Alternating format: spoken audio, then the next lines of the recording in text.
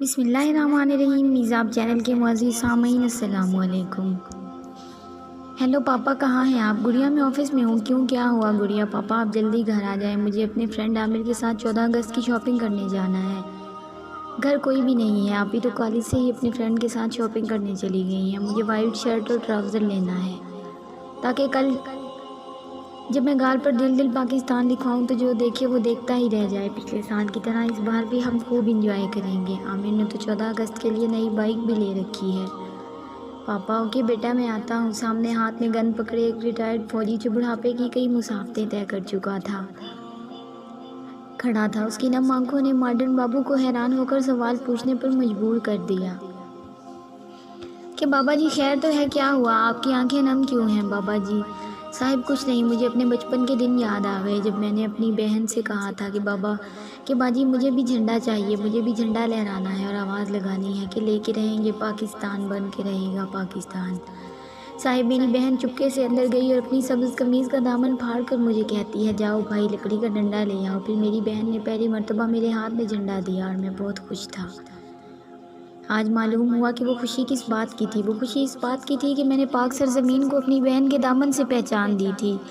صاحب آپ کو معلوم ہے پھر کیا ہوا؟ ہمارے محلے پر ہندوؤں نے حملہ کر دیا اور میری بہن کی عزت لوٹ لی اور اسے ساتھ لے گئے۔ 2 دن کے بعد ہمیں اپنی بہن کھیتوں سے ملی تھی تو وہ اپنا ذہنی توازن کھو بیٹھی تھی۔ اس کی زبان پر ایک ہی نعرہ تھا، بن کے رہے گا پاکستان، ہم لے کے رہیں گے پاکستان۔ صاحب میں چھوٹا تھا، میں ساری رات روتا، اپنی بہن سے لپٹ کر روتا رہتا اور رات کو کسی پہر میرے ماموں آئے اور میری بہن کو کہیں لے گئے۔ میں اور میرے چاچو صبح ہونے سے پہلے ہی اپنا گھر چھوڑ چکے تھے۔ میرے ہاتھ میں صرف ایک جھنڈا تھا جسے میرے چاچو نے جب صبح دیکھا تو اسے اپنے سینے سے لگا کر بہت روئے اور کہتے رہے تمہاری خاطر ہم نے اپنی بہنوں اور بیٹیوں کی عزتیں لٹوا دی ہیں، نہ جانے تم ہم سے اور کتنی دردناک قربانیاں لوگے۔ میں سمجھ نہیں پا رہا تھا کہ چاچو بار بار اس جھنڈے کو یہ کیوں کہہ رہے تھے کہ تم اور کتنی قربانیاں لوگے۔ صاحب میں چاچو سے پوچھتا کہ ہم کہاں جا رہے ہیں تو چاچو کہتے معلوم نہیں بیٹا، تم بس چلتے رہو اس وقت تک جب تک موت نہیں آ جاتی یا پھر ہم اپنے ملک نہیں پہنچ جاتے۔ صاحب آج سمجھ آئی کہ میرے چاچو کس ملک کو اپنا ملک کہتے کہتے سفر میں مصروف رہے۔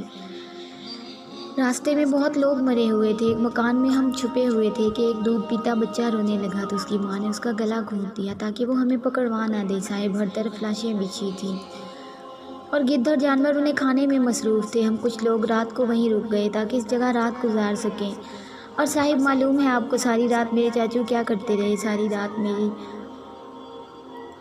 چاچو عورتوں کی لاشوں پر مردوں کے بدن سے کپڑے پھاڑ کر ڈالتے رہے اور روتے رہے اور جاگتے رہے کہ جانور مسلمان ماؤں بہنوں بیٹیوں کی لاشوں کی بے حرمتی نہ کر سکیں۔ اور اسی دوران نہ جانے کب ان کی آنکھ لگ گئی، وہ تھوڑی دیر ہی سوئے کہ پھر رات کو اٹھ کر سفر شروع کر دیا۔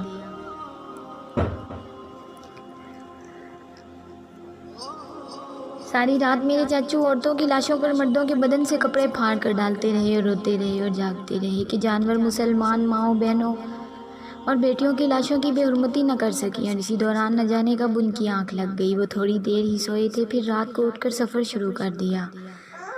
جب میرے چاچو اس پاکستان میں پہنچے تو میری بہن کے دامن اور پاکستان کے سارے جھنڈوں کو ہر وقت چومتے رہتے تھے یہاں تک کہ اس دنیا سے رخصت ہو گئے۔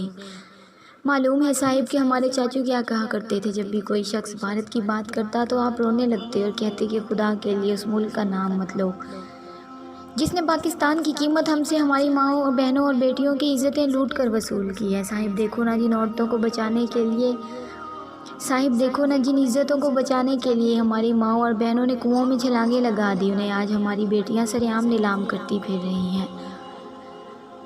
انہیں کون بتائے کہ اس پاکستان کو حاصل کرنے کا مقصد اپنی عزتیں لٹا کر اپنی بیٹیوں کی عزتیں محفوظ کرنا تھا۔ کاش میں انہیں اپنی بہن کا پھٹا دامن دکھا پاتا۔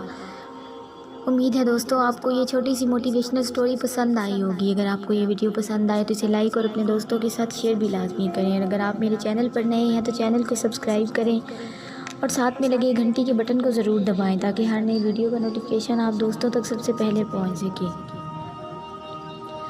ملتے ہیں نیکسٹ ویڈیو میں، تب تک کے لیے اپنا خیال رکھیں اور دعاؤں میں یاد رکھیں۔ اللہ حافظ۔